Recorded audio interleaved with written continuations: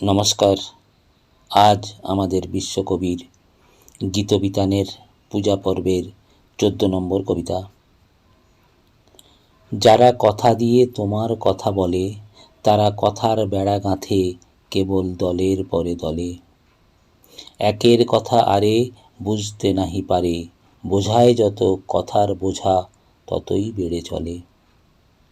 যারা কথা ছেড়ে বাজায় শুধু সুর, তাদের সবার সুরে সবাই মেলে নিকট হতে দূর।